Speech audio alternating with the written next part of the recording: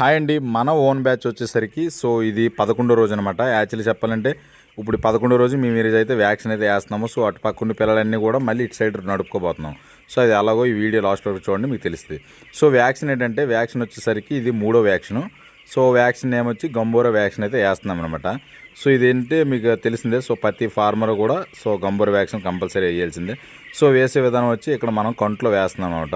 ఇక్కడ మీరు చూసుకోవచ్చు కంప్లీట్గా ఈ విధంగా మన దగ్గర బూడింగ్ అయితే పెట్టుకొని సేవతల పక్క అయితే కోలు వదిలేస్తాం అనమాట.